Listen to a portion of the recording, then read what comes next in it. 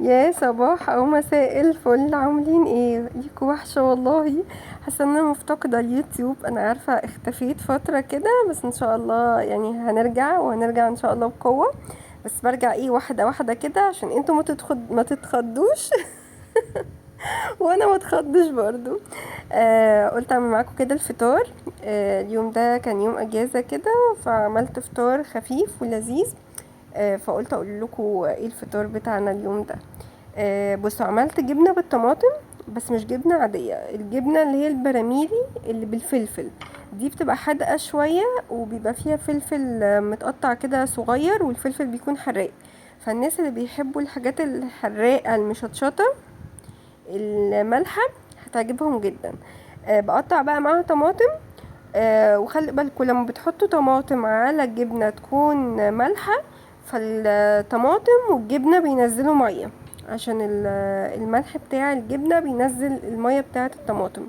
فانا بستعوض بقى ده بايه؟ بروح مزودة شوية طحينة، بيفرقوا قوي في الطعم، بيدوها طعم حلو، بيخففوا من الحدوقية والشطشطة عشان لو بنتي تاكل منها. وفي نفس الوقت بيمسك المية اللي بتنزل من الطماطم والشرش بتاع الجبنة. يعني الجبنة لو لوحدها مش هتبقى، مش بتنزل طماطم، بس مش بتنزل طماطم ايه، مش بتنزل مية. بس لو حطيتوا عليها طماطم هتلاقوها هي نزلت مية، والطماطم نزلت ميتها عشان الملح اللي موجود.